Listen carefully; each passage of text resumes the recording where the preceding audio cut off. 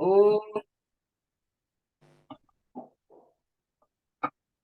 ఓం శ్రీ గురుభ్యో నమః. ఓం శ్రీ పరమాత్మనే నమః. అథ ద్వితీయోऽధ్యాయः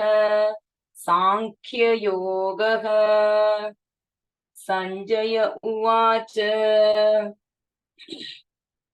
तं तथा कृपयाविष्टम् अश्रुपूर्णाकुलेक्षणम् विषीदन्तमिदौ वाक्यम् उवाच मधुसूदनः. श्रीभगवानुवाच कुतस्त्वाकश्मलमिदं विषमे समुपस्थितम् अनार्यजुष्टमस्वर्ग्यम् अकीर्तिकरमर्जुन. क्लैभ्यं मास्मगमः पार्थ नैतत्त्वय्युपपद्यते. क्षुद्रं हृदय दौर्बल्यं त्यक्त्वोत्तिष्ठ परन्तप. अर्जुन उवाच कथं भीष्ममहं संख्ये द्रोणं च मधुसूदन इषुभिः प्रतियोत्स्यामि पूजार्हावरिसूदन. गुरून् हत्वा हि महानुभावान् श्रेयो भोक्तुं वैक्ष्यमपीह लोके. हत्वार्थकामांस्तु गुरूनिहैव भुञ्जीय भोगान् रुधिरप्रतिघ्नान्. न चैदद्विद्मः कतरन्नो गरीयः यद्वा जयेम यदि वा नो जयेयुः. ज्ञानेव हत्वान् विजीविषामः तेव स्थिताः प्रमुखे धार्तराष्ट्राः. कार्पण्यदोषोपगतः स्वभावः पृच्छामि त्वां धर्मसम्मूढचेताः. यच्छ्रेयस्यान्निश्चितं ब्रूहि तन्मे शिष्यस्तेऽहं शाधिमान् त्वां प्रपन्नम्. न हि प्रपश्यामि ममापनुद्यात् यच्चोकमुच्चोक्षणमिन्द्रियाणाम्. अवाप्य भूमां वसपत्नमृद्धम् राज्यं सुराणामपि चाधिपत्यम्. संजय उवाच एवमुक्त्वा हृषीकेशं गुडाकेशः परन्तप न योत्स्य इति गोविन्दम् उक्त्वा तूष्णीं बभूवः. तमुवाच हृषीकेशः प्रहसन्निव भारत सेनयोरुभयोर्मध्ये विषीदन्तमिदौ वचः. श्रीभगवानुवाच अशोच्यानन्वशोचस्त्वं प्रज्ञावादांश्च भाषसे गतासून गतासूंश्च नानुशोचन्ति पण्डिताः. न त्वेवाहं जातुनासं न त्वन्नेमि जनाधिपा न चैव न भविष्यामः सर्वे वयमतः परम्. देहिनोऽस्मिन् यथा देहे कौमारै यौवनञ्जरा तथा देहान्तरप्राप्तिः धीरस्तत्र न मुह्यति. मात्रा स्पश्चास्तु कौन्तेय शीतोष्णसुखदुःखदाः. आगमापायिनो नित्याः तां स्थितिक्षस्व भारत. यं हि नौ व्यतयन्त्येते पुरुषं पुरुषर्षभ समदुःखसुखं धीरं सोऽमृतत्वं सत्त्वाय कल्पते नासतो विद्यते भावः नाभावो विद्यते सतः उभयोरपि दृष्टोऽन्तः त्वनयोस्तत्त्वदर्शिभिः अविनाशि तु तद्विद्धिः अविनाशि तु तद्विद्धि येने सर्वमिदं ततम् विनाशमव्ययस्यास्य न कश्चित् कर्तुमर्हति अन्तवन्त इमे देहाः नित्यस्योक्ताः शरीरिणः अनाशिनो प्रमेयस्य तस्माद् युध्यस्व भारत येनं वेति हन्तारम् यश्चैनं मन्यते हतम् उभौ तौ न विजानीतः नायं हन्ति न हन्यते न जायते म्रियते वा कदाचित् नायं भूत्वा भविता वा न भूयः अजो नित्यः शाश्वतोऽयं पुराणः न हन्यते हन्यमाने शरीरे वेदा विनाशिनं नित्यं ययेनमजमव्ययम् कथं स पुरुषः पार्थ खङ्घातयति हन्तिकम् वासांसि जीर्णानि यथा विहाय नवानि गृह्णाति नरोपराणि तथा शरीराणि विहाय जीर्णानि संयाति नवानि देहि नैनं चिन्दन्ति शस्त्राणि नैनं दहति पावकः न चैनं क्लेदयन्त्यापः न शोषयति मारुतः अच्छेद्योऽयमदाह्योऽयम् अक्लेद्यो शोष्य एव च नित्यस्वर्गतस्ताणुः अचलोऽयं सनातनः अव्यक्तोऽयमचिन्त्योऽयम् अविकार्योऽयमुच्यते तस्मादेवौ विदित्वैनं नानुशोचितुमर्हसि अत चैनं नित्यजातं नित्यौ वा मन्यसे मृतम् तथापि त्वं महाबाहो नैवं शोचितुमर्हसि जातस्य हि ध्रुवा मृत्यु ध्रुवं जन्म मृतस्य च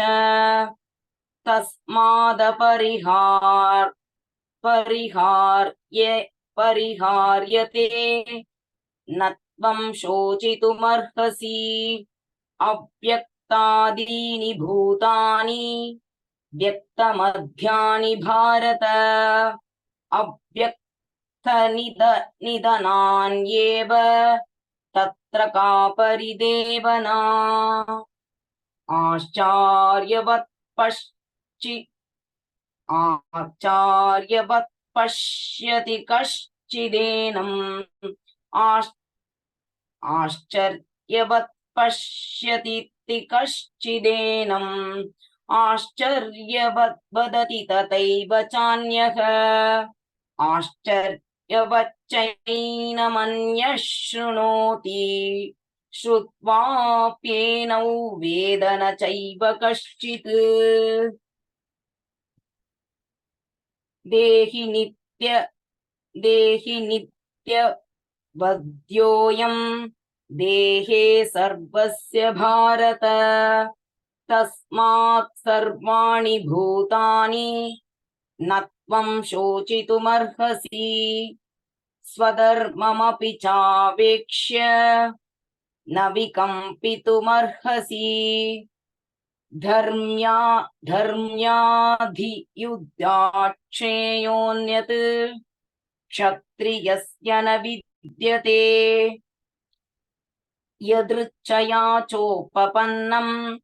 स्वगद्वारमपावृतम् सुखीनः क्षत्रियाः पार्थ लभन्ते युद्धमीदृशम् अत चेत्त्वमिमं धर्म्यं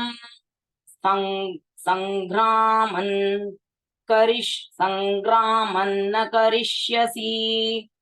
ततः स्वधर्मं कीर्तिं च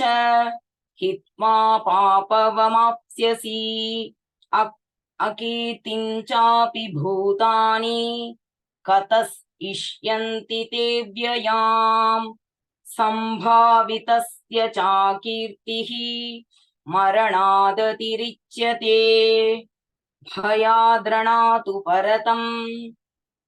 मंस्यन्ते त्वां महारथाः येषां च त्वं बहुमतः भूत्वा यास्यसि लाघवम्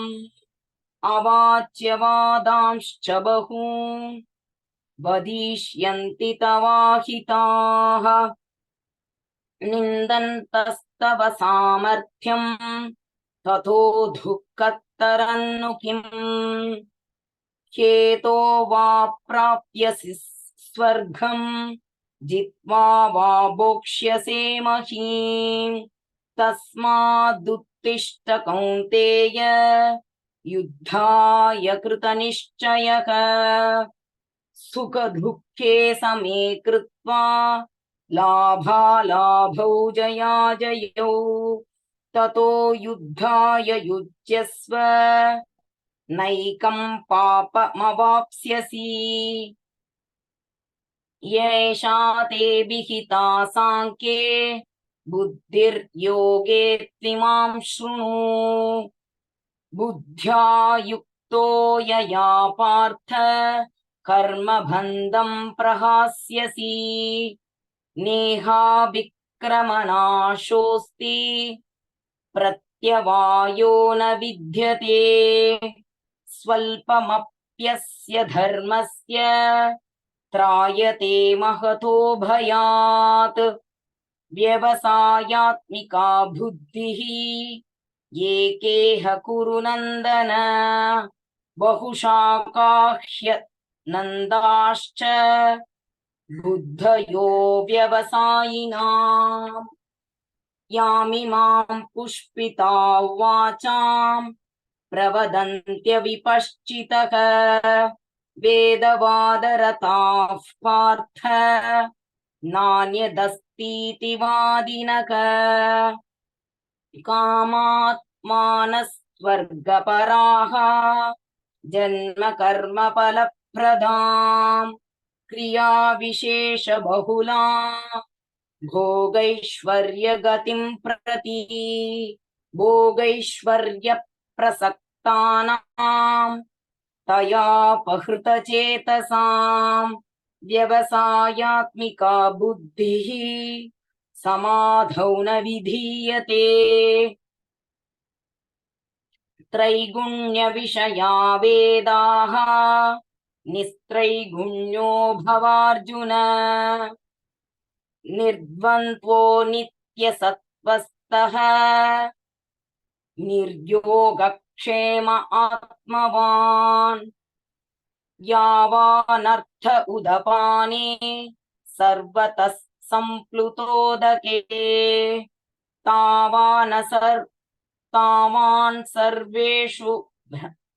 तावान् सर्वेषु वेदेषु ब्राह्मणस्य विजानतः कर्मण्येवाधिकारस्ते मा फलेषु कदाचन मा कर्मफलहेतुर्भूः मा ते सङ्गोऽस्त्वकर्मणि योगस्थः कुरु कर्माणि सङ्गं त्यक्त्वा धनञ्जय सिद्ध्यो समो भूत्वा समत्वय्योग उच्यते दूरणे ह्यवरं कर्म बुद्धियोगात् धनञ्जय बुद्ध्यौ क्षरणमन्विच्छ कृपणाः फलहेतवः बुद्धियुक्ता जहातीह उभे सुकृतदुष्कृते तस्मात् योगाय युज्यस्व योगस्कर्मसु कौशलम् कर्मञ्जं बुद्धियुक्ता हि फलं त्यक्त्वा मनीषिणः जन्मबन्धविनिर्मुक्ताः पदं गच्छन्त्यनामयम् यदा ते मोहकलिलं बुद्धिर्व्यतितरिष्यति तदा गन्तासि निर्वेदं श्रोतव्यस्य श्रुतस्य च श्रुतिविप्रतिपन्ना ते यदा स्थास्यति निश्चला समाधानवचला बुद्धिः तदा योगमवाप्स्यसि। अर्जुन उवाच स्थितप्रज्ञस्य का भाषा समाधिस्तस्य केशव स्थितधीः किं प्रभाषेत किमासीत व्रजेत किम् श्रीभगवानुवाच प्रजहाति यदा कामान् सर्वान् पार्थमनोगतान् आत्मन्येवात्मना तुष्टः स्थितप्रज्ञस्तदोच्यते दुःखेष्वनुद्विग्नमनाः सुखेषु विगतस्पृहः वीतरागभयक्रोधः स्थितधीर्मुनिरुच्यते यः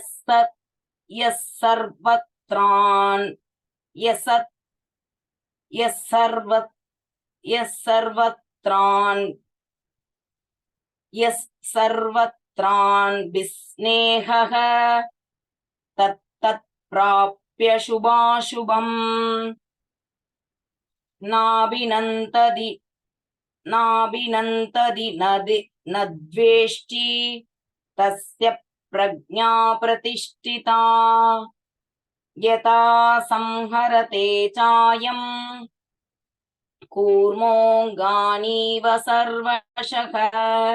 इन्द्रियाणीन्द्रियार्थेभ्यः तस्य प्रज्ञा प्रतिष्ठिता विषया विनिवर्तन्ते निराहारस्य देहिनः रसवर्जं रसोऽप्यस्य परं दृष्ट्वा निवर्तते यततो ह्यपि कौन्तेय पुरुषस्य विपश्चितः इन्द्रियाणि प्रमादीनि हरन्ति प्रसभं मनः तानि सर्वाणि संयम्य युक्त आसीत मत्परः वशो हि यस्येन्द्रियाणि तस्य प्रज्ञा प्रतिष्ठिता ध्यायतो विषयान् पुंसः संगस्तेऽपुपजायते संगात् संज्ञादि कामाः कामत् क्रोधो विजायते क्रोधोद्भवति सम्मोहः सम्मोहात् स्मृतिविभ्रमः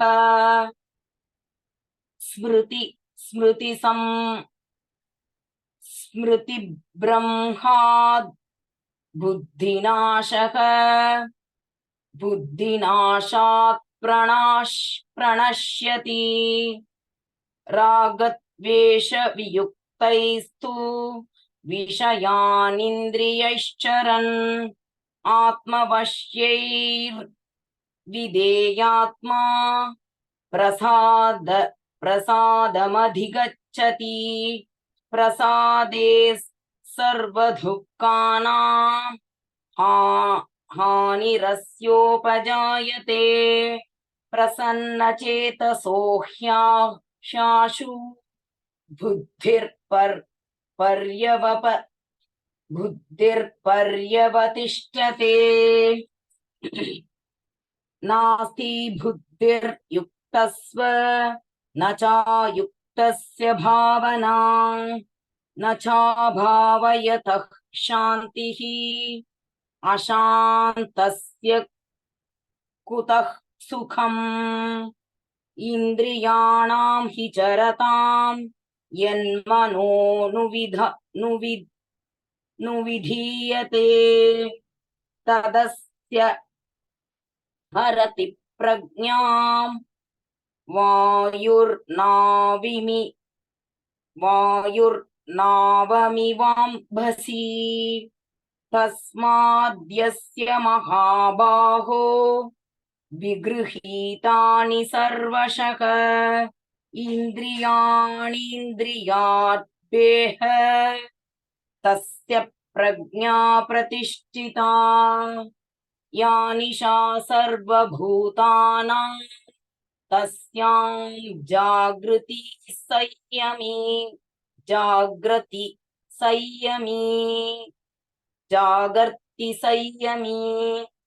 तस्यां जागृति भूतानि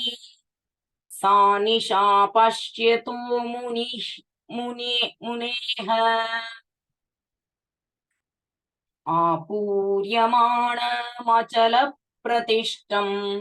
समुद्रमापः प्रविशन्ति यद्वत् तद्वत् कामायं प्रविशन्ति सर्वे स शान्तिमाप्नोति न कामकामी विहाय कामान् यः सर्वान्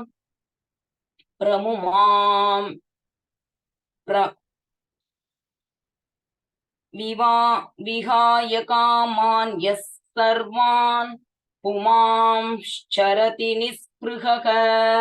निर्ममो निरहङ्कारः यशान्तिमधिगच्छति येषा ब्रह्मी स्थितिः पार्थ नैनं प्राप्य विमुह्यति स्थित्वा स्यामान्तकालेऽपि ब्रह्मनिर्वाणमुच्यति ॐ तत्सदिति श्रीमद्भगवद्गीतासु उपनिषत्सु ब्रह्मविद्यानां योगशास्त्रे श्रीकृष्णार्जुनसंवादे सांख्ययोगो नाम द्वितीयोऽध्यायः। सर्वं कृष्णार्पणम्।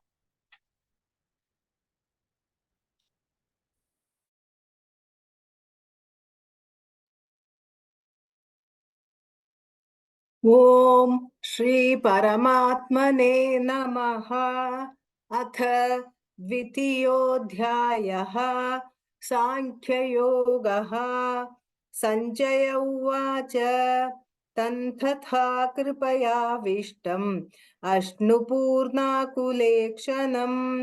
विषीदन्तमिदौ वाक्यम् उवाच मधुसूदनः। श्रीभगवानुवाच कुतस्त्वाकश्मलमिदं विषमे समुपस्थितम् अनार्यजुष्टं स्वर्ग्यम् अकीर्तिकरमर्जुन क्लैव्यं मास्ममगपार्थ नैतत्त्वय्युपपद्यते क्षुद्रं हृदय दौर्बल्यं त्यक्त्वोत्तिष्ठ परन्तप। अर्जुन उवाच कथं भीष्ममहं सङ्ख्ये द्रोणं च मधुसूदन इषुभिः प्रतियोत्स्यामि पूजार्गावरिसूदन गुरून् हत्वा हि महानुभावान् श्रेयो भोक्तुं वेक्षमपीपलोके अत्वार्थकामास्तु गुरूनिहैव भुञ्जीय भोगान् रुधिरप्रतिग्धान् न चैतद्विग्मकतरन्नो गरीयः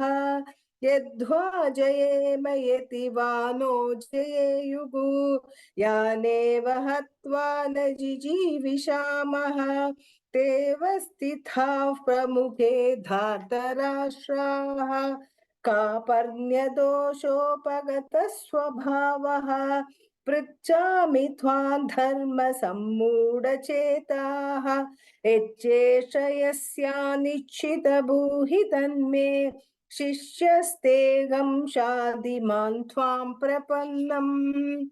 न हि प्रपश्यामिमपानुद्ध्यात् यच्चोकमृच्छोषणमिन्द्रियाणाम् अवाप्य भूमा वसपत्नमृद्धं राज्यं सुरानामपि चाधिपत्यम् सञ्जय उवाच एवमुक्त्वा ऋषिकेशं गुडाकेशः परन्तप न योत्स्य इति गोविन्दम् उक्त्वा तीक्ष्णीं बभूवः तमुवाच ऋषिकेशः प्रहसन्निव भारत सेनयोरुभयोर्मध्ये विषीदन्तमिवं वचः श्रीभगवानुवाच अशोच्यानन्वशोत्सत्वं प्रज्ञावादांश भाषसे गतासून गतासूं च नानुशोचन्ति पंडिताः न त्वेवाकं जातुनासं न त्वन्नेमे जनाधिपाः न चैव न भविष्यामः सर्वे वयमतः परम् देहिनोऽस्मिन् यथा देहे कौमारं यौवनं जरा तथा देहान्तरप्राप्तिः धीरस्तत्र न मुह्यते मात्रा स्पर्शासु कौन्तेय शीतोष्णसुखदुःखदाः आगमापायिनो नित्याः तां स्थितिक्षस्व भारत यं हि न व्यतयत्येते पुरुषः पुरुषर्षभ समदुःखसुखं धीरं सोमृतत्वाय कल्पते नासतो विद्यते भावः नाभावो विद्यते सतः उभयोरपि दृष्टोऽन्तः त्वनयोस्तत्त्वदर्शिभिः अविनाशी तु तद्विद्धि येन सर्वमिदं ततं विनाशमव्ययस्यास्य न कश्चित् कर्तुमर्हसि अन्तवन्त हि मे देगाः नित्यसेक्था शरीरिणः अनाशिनो प्रमेयस्य तस्माद्युध्यस्व भारत येनौ वेत्ति वन्तारं यश्चैनं मन्यते हतम् उभौ तौ न विजानीतः नायं हन्ति न हन्यते न जायते म्रियते वा कदाचित् न्यायं भूत्वा भविता वा न भूयः अजो नित्यः शाश्वतोऽयं पुराणः न हन्यते हन्यमाने शरीरे वेदा विनाशिनं नित्यं ययेनमजमव्ययं कथञ्च पुरुषः पार्थ कं घातयति हन्ति किम् वासांसि जीर्णानि यथा विगाय नवानि गृह्णाति नरोपराणि तथा शरीराणि विगाय जीर्णान् यन्यानि संयाति नवानि देहि नैनं छिन्धति शस्त्राणि नैनं दगति पावकः न चैनं क्लेदयत्यापः न शोषयति मारुतः अच्छेद्योऽयपदाध्योऽयम् अक्लेद्धोषोष एव च नित्यः सर्वगतस्तानुः अचलोऽयं सनातनः अव्यक्तोऽयमिच्छन्त्योऽयम् अविकार्योऽयमुच्यते तस्मादेवं विदित्वैनं नानुशोचितुमर्हसि अथ चैनं नित्यजातं नित्यं वा मन्यसे मृतं तथापि त्वं महाभागो नैवं शोचितुमर्हसि जातस्य हि ध्रुवो मृत्युः ध्रुवं जन्म मृतस्य च तस्मादपरिहार्येते न त्वं शोचितुमर्हसि अव्यक्ताधीनि भूतानि व्यक्तमध्यानि भारत अव्यक्तनिधनान्येव तत्र का परिदेवता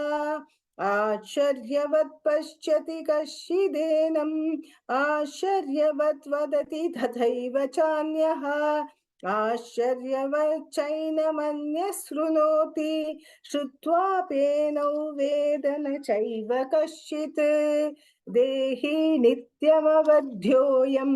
देहे सर्वस्य भारत तस्मात् सर्वाणि भूतानि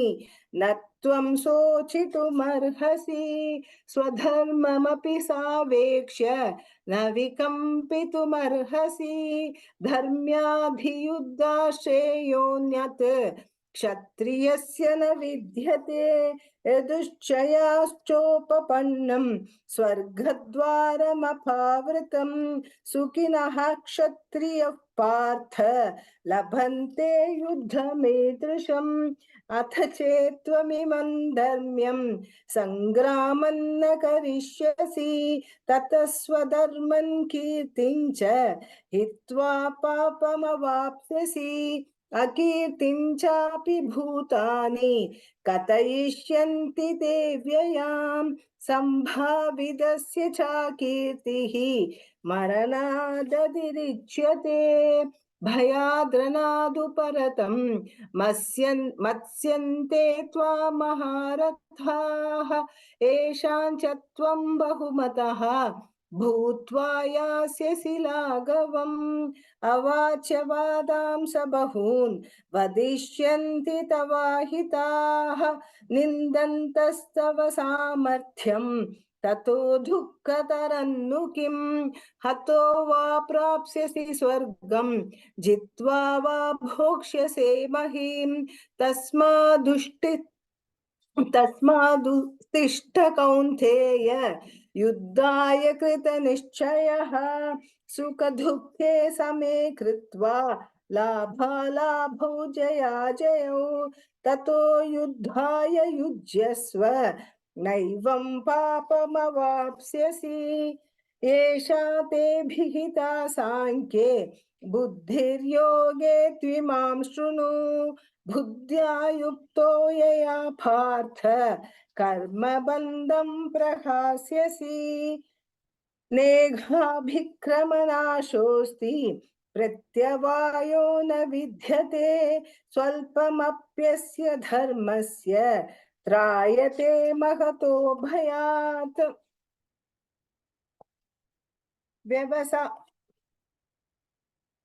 व्यवसायात्मिका बुद्धिः एकेह कुरु नन्दन बहुशाखायनन्त्याश्च बुद्धयो व्यवसायिनां यामिमां पुष्पितां वाचं प्रवदन्त्य विपश्चितः वेदवातारः पार्थ नान्यदस्तीति वादिनः कामात्मानः स्वर्गपराः जन्मकर्मफलप्रदां क्रियाविशेषबहुलां भोगैश्वर्यगतिं प्रति प्रकस्थानां तयापकृतचेतसां व्यवसायात्मिका बुद्धिः समाधौ न विधीयते त्रैगुण्यविषया वेदाः निस्त्रैगुण्यो भवार्जुन निर्धन्त्वौ नित्यसत्त्वस्थः निर्योगक्षेम आत्मवान् यावानर्थ उदपाने सर्वतः सम्प्लुतोऽथके तावान् सर्वेषु वेदेषु ब्राह्मणस्य विजानतः कर्मण्येवाधिकारस्ते मा फलेषु कदाचन मा कर्मफलहेतुर्भूः मा ते सङ्गोऽस्त्वकर्मणि योगस्तः कुरु कर्माणि संग एक्त्वा धनञ्जय सिद्ध्य सिद्ध्यो समो भूत्वा समत्वं योग उच्यते दूरेण ह्यवरं कर्म बुद्धियोगा धनञ्जय बुद्धौ शरणमन्विच्य कृपणाः फल एतवः बुद्धिर्युक्तो जहातीह उभे सुकृत दुष्कृते तस्माद्योगाय युज्यस्व योगं कर्मसु कौशलं कर्मजं बुद्धियुक्ता हि फलं त्यक्त्वा मनीषिणः जन्मबन्धविनिर्मुक्ताः पदं गच्छन्त्यनामयम् यदा ते मोहकलिलं व्यथितरिष्यति तथा गन्धासि निर्वेदं श्रोतव्यस्य श्रुतस्य च श्रुतिविप्रतिपन्ना ते यदा स्यास्यति निश्चला समाधावचला बुद्धिः तथा योगमवाप्स्यसि अर्जुन उवाच स्थितप्रज्ञस्य का भाषा समाधिस्तस्य केशव स्थितधीन् किं प्रभाषेत किमासीतन् व्रजेत किं श्रीभगवानुवाच प्रजहाति यथा कामान् सर्वान् पार्थमनोगतान् आत्मन्येवात्मना तुष्टः स्थितप्रज्ञस्ततोच्यते दुःखेष्वनु द्विग्मनाः सुखेषु विगतस्पृगः वीतरागभयक्रोधः स्थितधीर्मुनिरुच्यते यः सर्वत्रानिभिस्नेहः तत्तत्प्राप्य शुभाशुभं नाभिनन्दन्ति न द्वेष्टि तस्य प्रज्ञा प्रतिष्ठिता यदा संहरते चायं कूर्मोऽङ्घानीव सर्वशः इन्द्रियाणीन्द्रियातेभ्यः तस्य प्रज्ञा प्रतिष्ठिता विषया विनिवर्तन्ते निराहारस्य देहिनः रसवर्जं रसोऽप्यस्य परं दृष्ट्वा निवर्तते यततो ह्यपि कौन्तेय पुरुषस्य विपश्चितः इन्द्रियाणि प्रमाथीनि हरन्ति प्रसभं मनः तानि सर्वाणि संयम्य युक्त आसीत मत्परः वशे गियस्येन्द्रियाणि तस्य प्रज्ञा प्रतिष्ठिता ध्यायतो विषयान् पुंसः संगस्तेषूपजायते संघा संजायते कामः कामात् क्रोधोऽभिजायते क्रोधाद्भवति सम्मोग सम्मोगात् स्मृतिविभ्रमः स्मृतिभ्रंशात् बुद्धिनाशः बुद्धिनाशात् प्रणश्यति रागद्वेषवियुक्तेस्तु विषयानिन्द्रियैश्चरन् आत्मवश्यै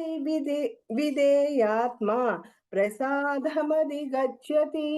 प्रसादे सर्वदुःखानां हानिरस्योपजायते प्रसन्नचेतसे ह्याशु बुद्धिः पर्यवतिष्ठते नास्ति बुद्धिरयुक्तस्य न चायुक्तस्य भावना न चाभावयतः शान्तिः शान्त्यस्य कुतः सुखम् इन्द्रियाणां हि चरतां यन्मनोनुविधीयते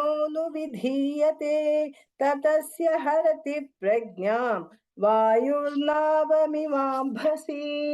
तस्माद्यस्य महाभागो निगृहीतानि सर्वशः इन्द्रियार्थेभ्यः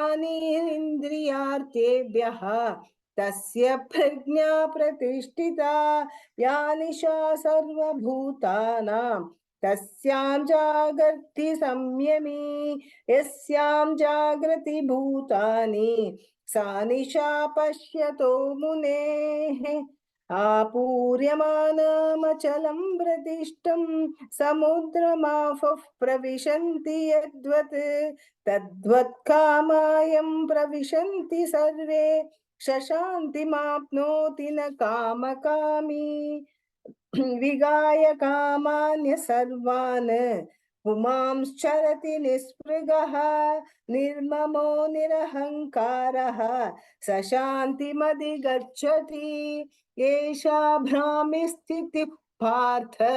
नैनां प्राप्य विमुह्यति स्थित्वा स्यामन्तकालेऽपि ब्रह्मनिर्वाणमुच्यति ॐ तत्सदिति श्रीमद्भगवद्गीतासु उपनिषत्सु ब्रह्मविद्याया योगशास्त्रे श्रीकृष्णार्जुनसंवादे सांख्यो योग नामे द्वितीयोऽध्यायः।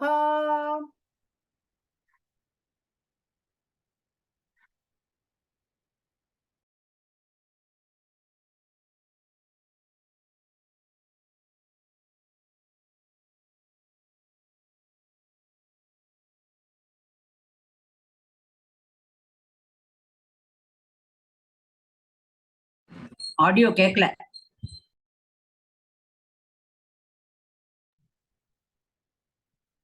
ओम श्री परमात्मने नमः। अथ द्वितीयोऽध्यायः सांख्ययोगः। संजय उवाच तन्तधा कृपयाविष्टम् अश्रुपूर्णे कुलेक्षणम्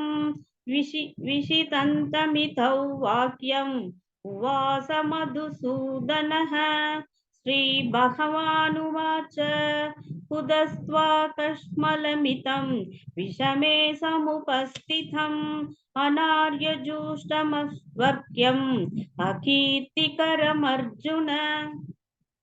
क्लैप्यमास्मकमः पार्थ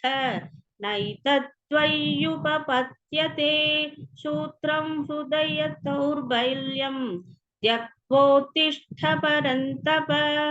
अर्जुन उवाच कथं भीष्ममहं संख्ये द्रोणं च मधुसूदन इषुभिः प्रतियोत्स्यामि पूजार्हा वरिसूदन। गुरून् हत्वा हि महानुभावान् श्रेयो भोक्तुं वैक्ष्यमभीह लोके हत्वार्थकामांस्तु गुरूनिहैव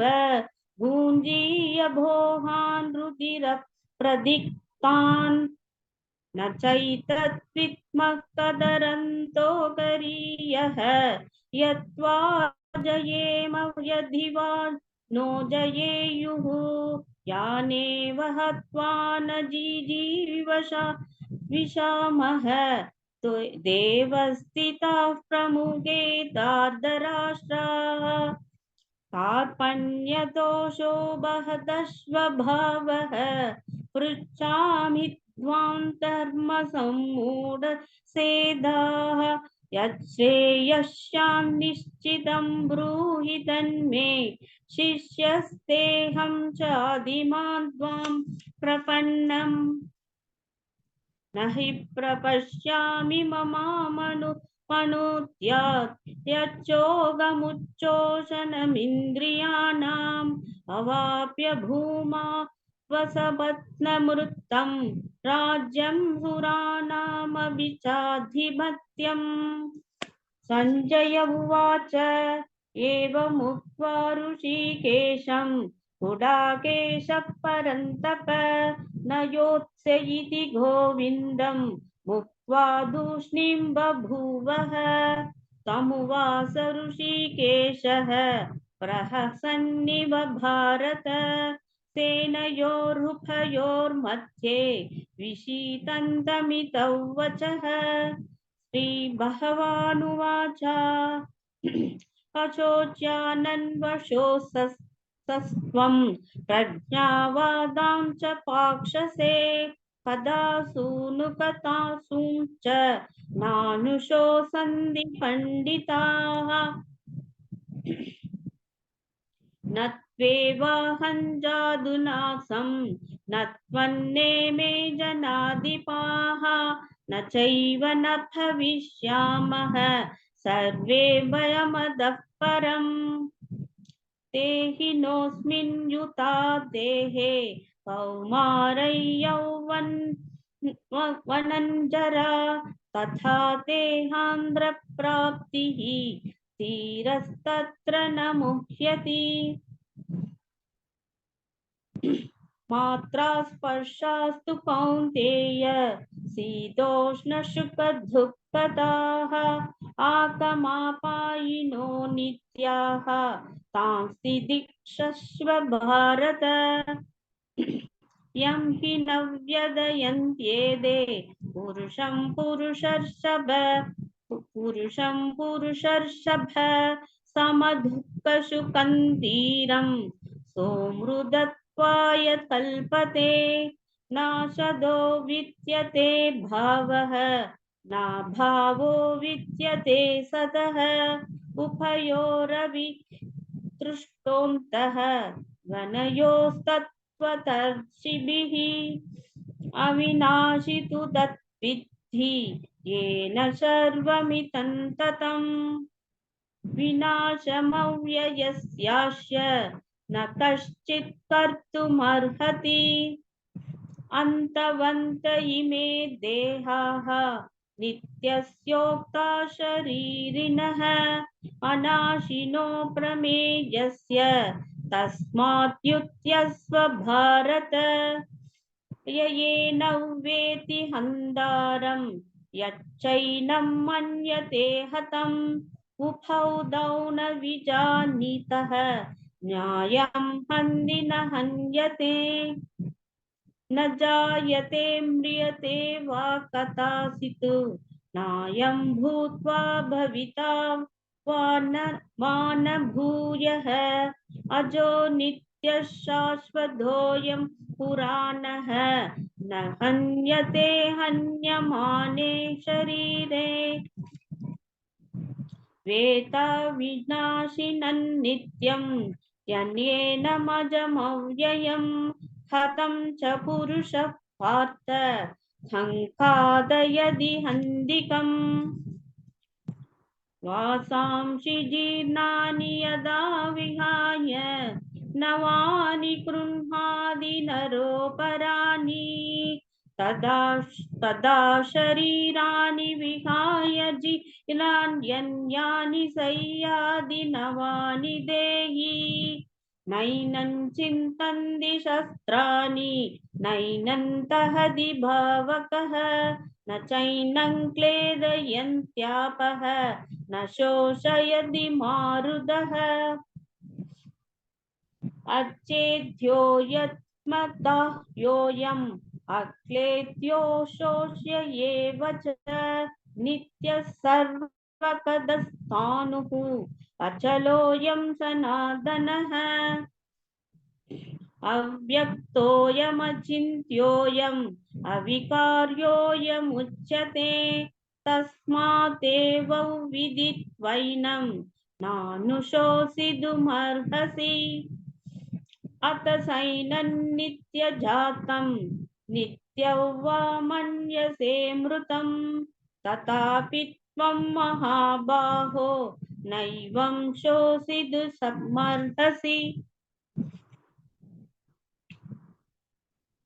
जातस्य हि ध्रुवो मृत्युः ध्रुवं जन्म मृतस्य च तस्मादपरिहार्येथे न त्वं शोचितुमर्हसि अव्यक्तानि भूतानि व्यक्तमत्यानि भारत अव्यक्तनिधनान्येव तत्र का परिदेवना आचार्यवत् पश्यति कश्चिदेनम् आचार्यवत् वदति तथैव सान्यः आचार्यवच्चैनमन्यः शृणोति श्रुत्वाप्नेयेनं वेद न सैव कश्चित् देहि नित्यमवध्योऽयं देहे सर्वस्य भारत तस्मात् सर्वाणि भूतानि न त्वं शोचितुमर्हसि स्वधर्ममपि सावेक्ष्य न विकम्पितुमर्हसि धर्म्यातियुक्ताचर्योऽन्यत् क्षत्रियस्य न विद्यते यत्रुच्छया शोभवन्नं स्वर्गत् परामपावृतं शुहिनक्षत्रियाः पार्थ लभन्ते युद्धमीदृशम् अदसेत्वमिमं धर्म्यं सङ्क्रामन्न करिष्यसि तदस्वधर्मं कीर्तिं च हित्वा पापमवाप्स्यसि अकीर्तिं चाभिभूतानि पदयिष्यन्ति देव्ययां सम्भावितश्च सा कीर्तिः मरणादत्रिच्यते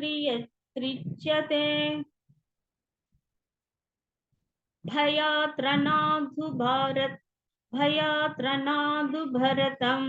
मंस्यन्ने द्वां महारथाः येषां सत्वं बहुमतः भूत्वा स्यास्यसि लाघवम्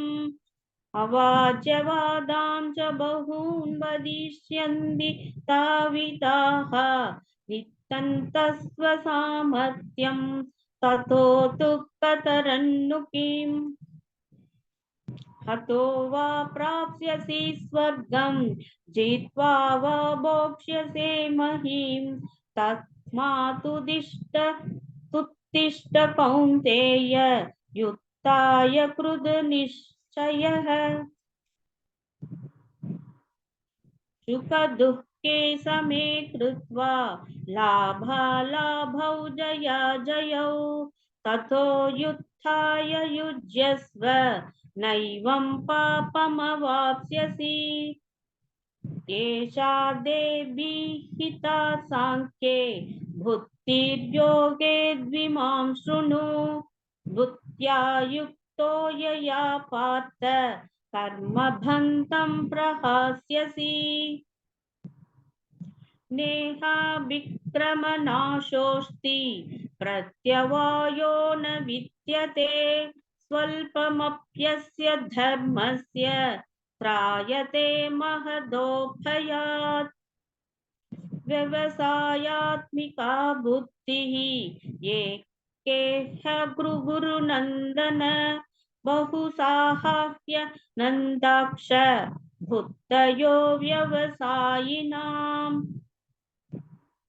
यामिमां पुष्पिता वासं प्रवदन्त्य विपश्चितः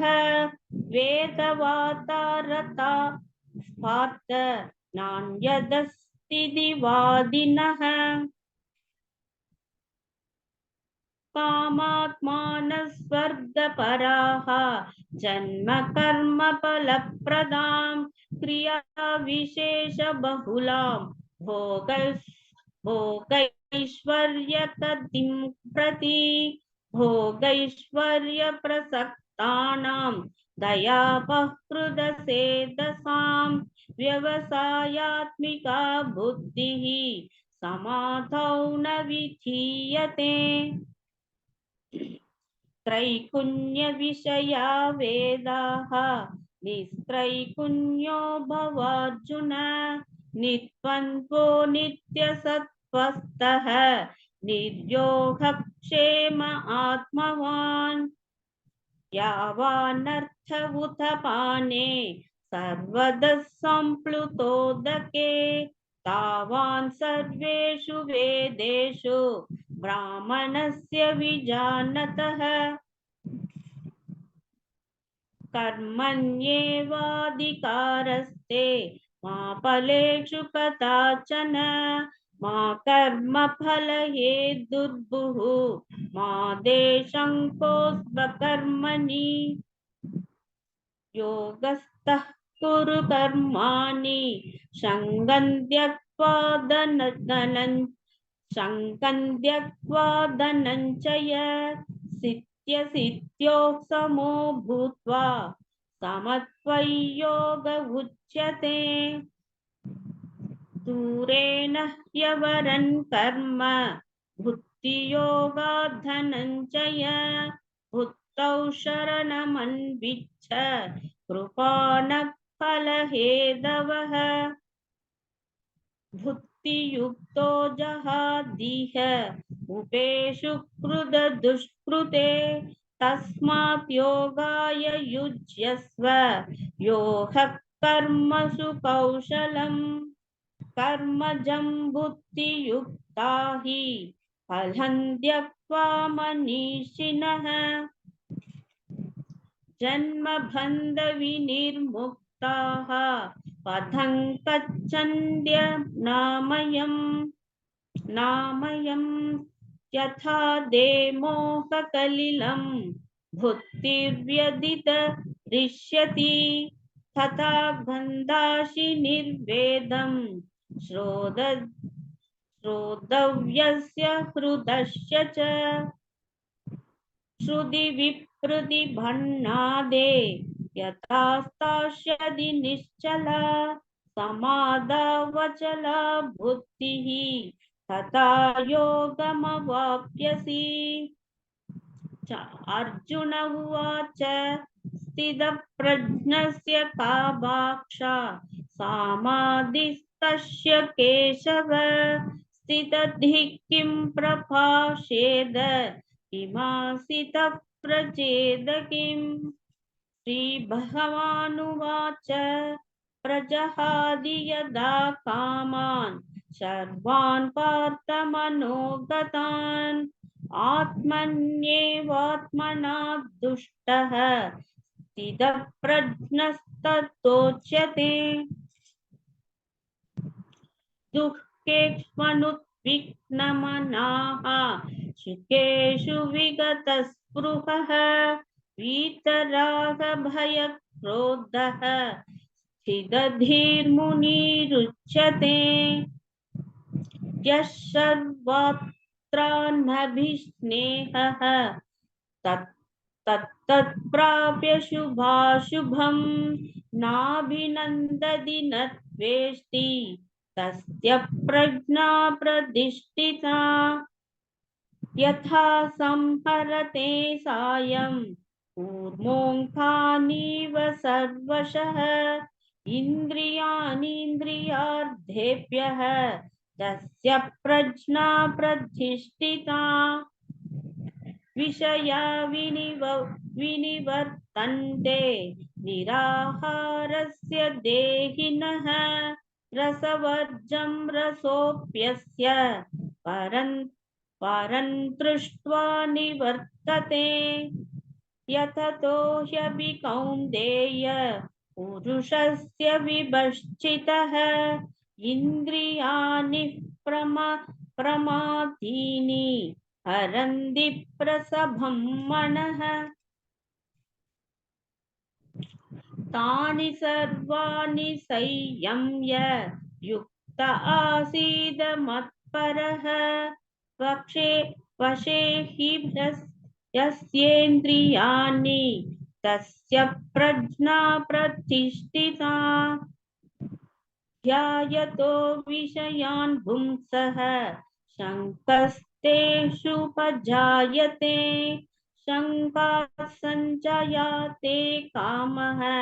కామాత్ క్రోధోభిజాయతే క్రోధాత్ భవతి సమ్మోహః సమ్మోహాత్ స్మృతి విభ్రమః స్మృతిభ్రంశాత్ బుద్ధినాశః బుద్ధినాశాత్ ప్రణశ్యతి రాగద్వేష వియుక్తైస్తు విషయానింద్రియైశ్చరన్ ఆత్మవశైర్విధేయాత్మా ప్రసాదమధిగచ్చతి ప్రసాదే సర్వదుఃఖానాం హానిరస్యోపజాయతే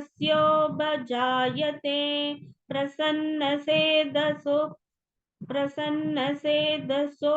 యాసు బుద్ధి పర్యవతిష్ఠతే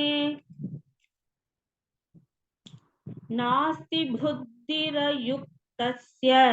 న సాయుక్తస్య భావనా న సా భావయద శాంతిః అశాంతస్య కుతః సుఖం ఇంద్రియాణాం హి సరదాం యన్మనోను విధీయతే తదస్య హరతి ప్రజ్ఞాం వాయుర్నావమివాంపసి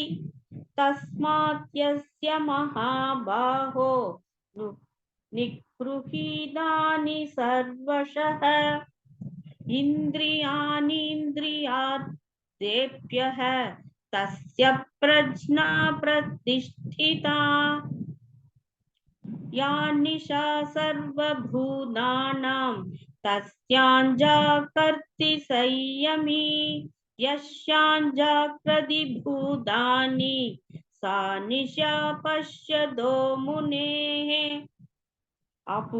అపూర్యమానమసల ప్రదిష్టం సముద్రమాపః ప్రవిశంది యత్వత్ తత్వత్ కామాయం ప్రవిశంది సర్వే స శాంతిమాప్నోతి న కామకామీ విహాయ కామాన్య సర్వాన్ భూమాంశ్చతి నిస్పృహః నిర్మమో నిరహంకారః స శాంతిమధిగచ్చతి కేశాభ్రామి స్థితి పార్థ నైనాం ప్రాప్య విముహ్యతి స్థితిత్వాస్యామందకాలేభి బ్రహ్మ నిర్వాణమృచ్చతి ఓం తత్సదిః శ్రీమద్భగవద్గీతాసు ఉపనిషత్సు బ్రహ్మ విద్యాయే యోగశాస్త్రే శ్రీకృష్ణార్జున సంవాదే సాంఖ్యయోగో నామ ద్వితీయోऽధ్యాయః.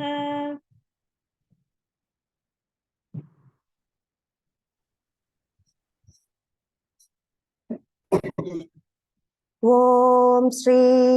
పరమాత్మనే నమః. అథ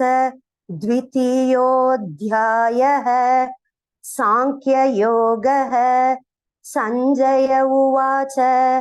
తంతతా కృపయావిష్టం అశ్రుపూర్ణాకులేక్షణం విషీదంతమిదౌ వాక్యం ఉవాచ మధుసూదనః.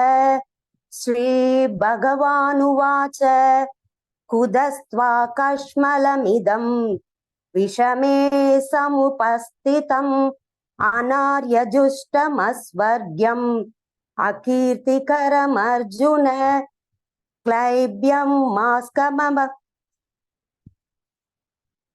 क्लैब्यं मास्मगमः पार्थ नैतत्त्वय्युपपद्यते क्षुद्रं हृदय दौर्बल्यं त्यक्त्वोत्तिष्ठ परन्तप अर्जुन उवाच कथं भीष्ममहं संख्ये द्रोणं च मधुसूदन इषुभिः प्रतियोत्स्यामि पूजार्हार्वरिसूदन गुरून् हत्वा हि महानुभावान् श्रेयो भोक्तुं भैक्ष्यमपीह लोके हत्वार्थकामांस्तु गुरूनिहैव भुञ्जीय भोगान् रुधिरप्रदिग्धान् नैच्छद्विद्मः कतरन्नो गरीयः यद्वा जयेम यदि वा नो जयेयुः यानेव हत्वा न जिजीविषामः तेव स्थिता प्रमुखे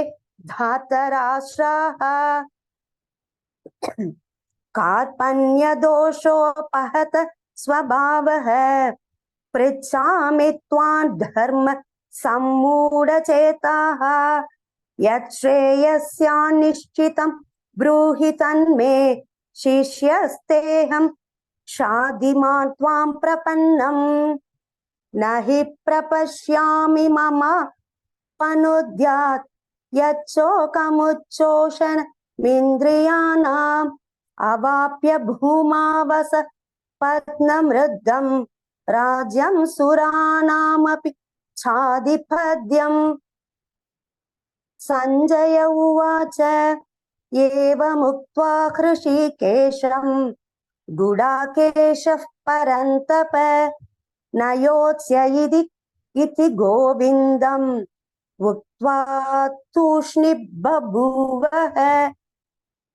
तमुवाच हृषीकेशः प्रहसन्निव भारत सेनयोरुभयोर्मध्ये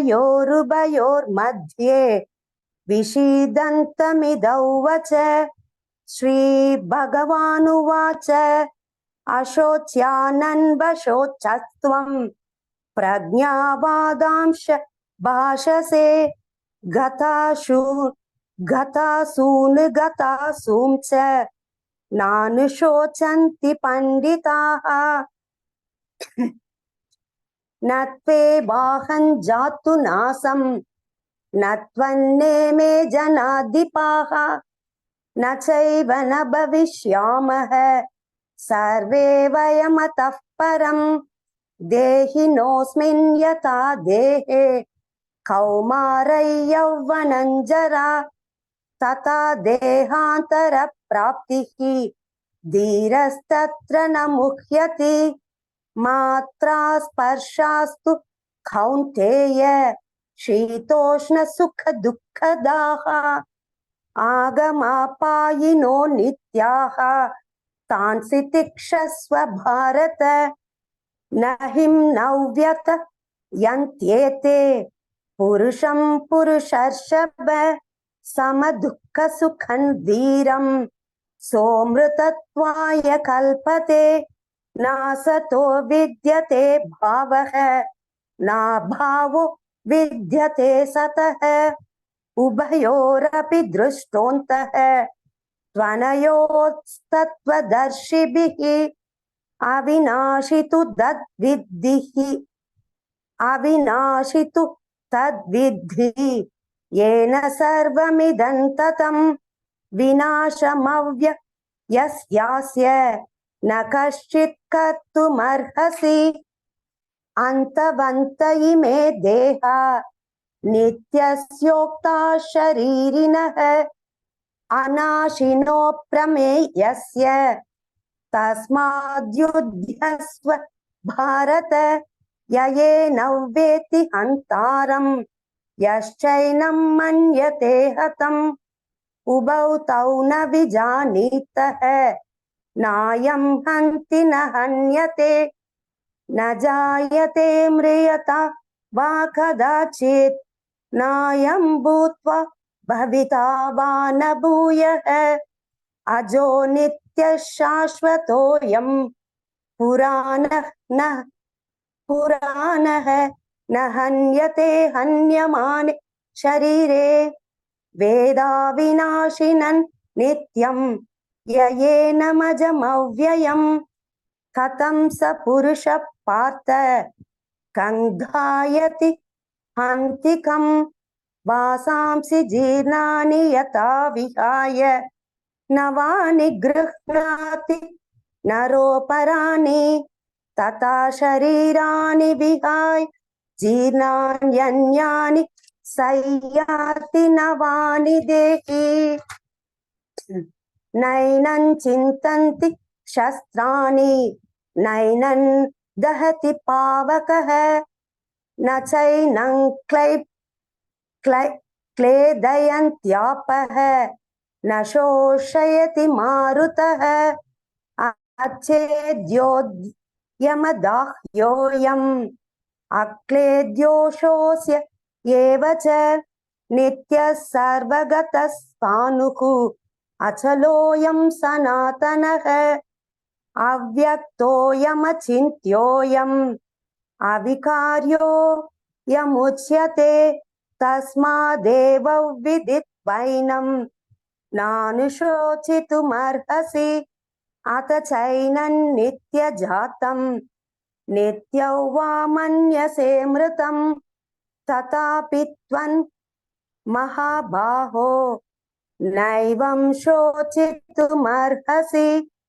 जातस्य हि ध्रुवो मृत्युः ध्रुवं जन्म मृतस्य च तस्मादपरिहार्येऽर्थे न त्वं शोचितुमर्हसि अव्यक्तादीनि भूतानि व्यक्तमध्यानि भारत अव्यक्तनिधनान्येव तत्र का परिदेवना आश्चर्यवत् पश्यति कश्चिदेनम् आश्चर्यवत् वदति तदैव चान्यः आश्चर्यवश्चैनम यः शृणोति श्रुत्वाप्येन वेद न चैव कश्चित् देहि नित्यमवद्योऽयं देहे सर्वस्य भारत तस्मात् सर्वाणि भूतानि न त्वं शोचितुमर्हसि स्वधर्ममपि चावेक्ष्य न विकम्पितुमर्हसि धर्म्यादि युद्धात् श्रेयोऽन्यत् क्षत्रियस्य न विद्यते यदृच्छया चोपपन्नं स्वर्गद्वारमपावृतं सुखिनः क्षत्रियः पार्थ लभन्ते युद्धमीदृशम् अथ चेत्त्वमिमं धर्म्यं संग्रामं न करिष्यसि ततः स्वधर्मं कीर्तिं च हित्वा पापमवाप्स्यसि अकीर्तिं चापि भूतानि कथयिष्यन्ति ते व्ययाम् सम्भावितस्य चाकीर्तिः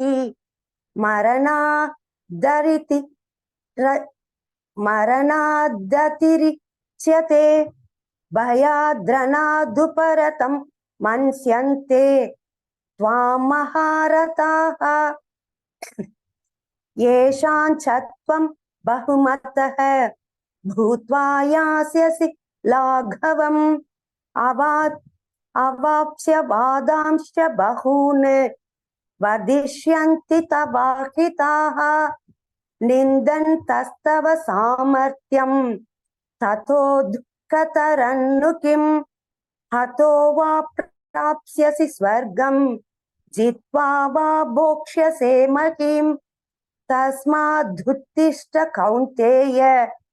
युद्धाय कृतनिश्चयः सुख दुःखे समे कृत्वा लाभालाभौ जयाजयौ ततो युद्धाय युज्यस्व नैवं पापमवाप्स्यसि येषा ते विहिता सांख्ये बुद्धिर्योगे त्विमां शृणु बुद्ध्या युक्तो यया पार्थ कर्मबन्धन् प्रहास्यसि नेहाभिक्रमनाशोऽस्ति प्रत्यवायो न विद्यते स्वल्पमप्यस्य धर्मस्य श्रायते महतो भयात् व्यवसायात्मिका बुद्धिः एकैः कुरु नन्दन बहुशाखाह्यनन्दाक्ष बुद्धयो व्यवसायिनां यामिमां पुष्पिता वाचं प्रवदन्त्यविपश्चितः वेदवादरताः पार्थ नान्यदस्तीति वादिनः कामात्मानः स्वर्गपराः जन्म कर्म बल फलप्रदां क्रिया विशेष बहुलां भोगैश्वर्य गतिं प्रति भोगैश्वर्य प्रसक्तानां तया पकृत चेतसां व्यवसायात्मिका बुद्धिः समादौ न विधीयते त्रैगुण्य विषया भेदाः निस्त्रैगुण्यो भवार्जुन निर्द्वन्द्वो नित्यसत्त्वस्थः निर्योगक्षेम आत्मवान् यावानर्थ उदपाने सर्वदा सम्प्लुतोदके तावान् सर्वेषु वेदेषु ब्राह्मणस्य विजानतः कर्मण्ये वाधिकारस्ते मा फलेषु कदाचन मा कर्म फले हेतुर्भूः मा ते संगोऽस्त्वकर्मणि योगस्थः कुरु कर्माणि संगं त्यक्त्वा धनञ्जयः सिद्ध्य सिद्ध्योस् समो भूत्वा समत्वयं योग उच्यते दूरेण ह्यवरं कर्म बुद्धियोगात् धनञ्जय बुद्धौ शरणमन्विच्छ कृपणाः फलहेतवः बुद्धियुक्तो जहातीह उभे सुकृत दुष्कृते तस्माद्योगाय युज्यस्व योगृह कर्मसु कौशलं कर्मजं बुद्धियुक्ता हि फलं त्यक्त्वा मनीषिणः जन्मबन्धविनिर्मुक्ताः पदं गच्छन्त्यनामयम् यदा ते मोहकलिलं बुद्धिव्यर्थित दृश्यति तदा गन्तासि निर्वेदं श्रोतव्यस्य श्रुतस्य च श्रुतिविप्रतिपन्ना ते यदा स्थास्यति निश्चला समाधावचला बुद्धिः तदा योगमवाप्स्यसि अर्जुन उवाच स्थितप्रज्ञस्य का भाषा समाधिस्तस्य केशव स्थितधिः किं प्रभाषेत् किमासीतौ व्रजेत् किं श्रीभगवानुवाच प्रजाति यदा कामान् सर्वान् पार्थ मनोगतान् आत्मन्येवात्मना तुष्टः स्थितप्रज्ञस्ततोच्यते दोच्यते दुःखेष्वनुद्विग्न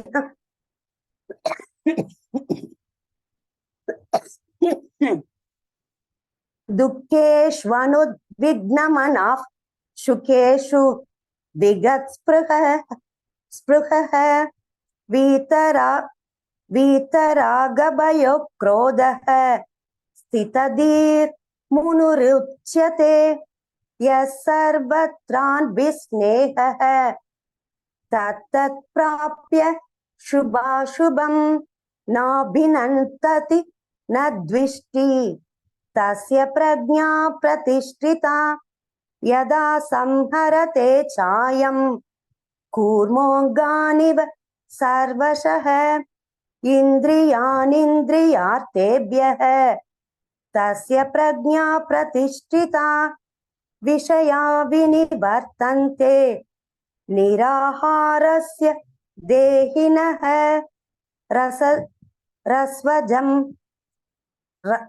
रसर्वजं रसो यस्य परं दृष्ट्वा निवर्तते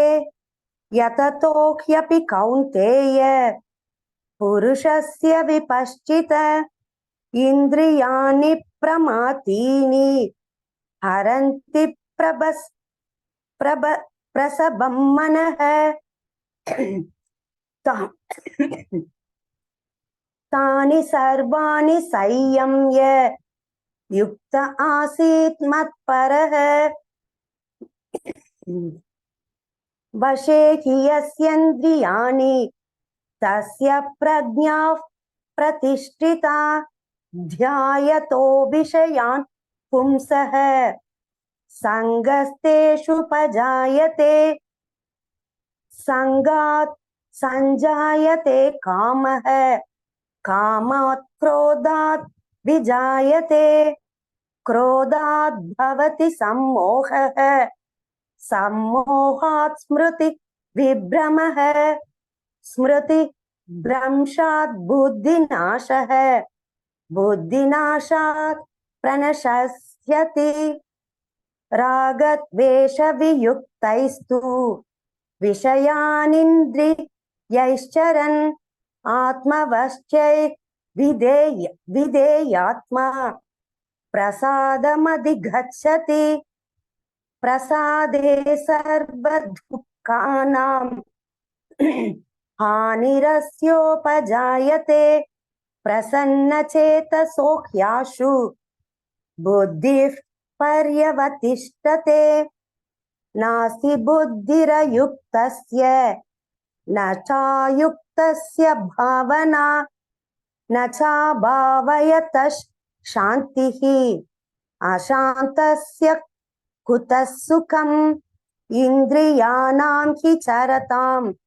यन्मनोनुविधीयते तदस्य हरति प्रज्ञां वायुर्नावमि वाम्भसि तस्माद्यस्य महाबाहो निगृहीतानि सर्वशः इन्द्रियाणीन्द्रियार्थेभ्यः तस्य प्रज्ञा प्रतिष्ठिता या निशा सर्वभूतानां तस्यां जागर्ति संयमी यस्यां जागृति भूतानि सा निशा पश्यतो मुनेः अपूर्यमानमचलप्रदिष्टं समुद्रमाः प्रविशन्ति यद्वत् तद्वत् कामायं प्रविशन्ति सर्वे स शान्तिमाप्नोति न कामकामी विहाय कामान् यः सर्वान् भूमां शरति निःस्पृहः निर्ममो निरहङ्कारः स शान्तिमधिगच्छति येषा ब्राह्मी स्थितः पार्थ नैनं प्राप्य विमुह्यति स्थित्वा स्यामन्त कालेऽपि ब्रह्मनिर्वाण मृच्छति ॐ तत्सदिति श्रीमद्भगवद्गीतासु उपनिषत्सु ब्रह्मविद्यायां योगशास्त्रे श्रीकृष्णार्जुनसंवादे सांख्ययोगो नाम द्वितीयोऽध्यायः।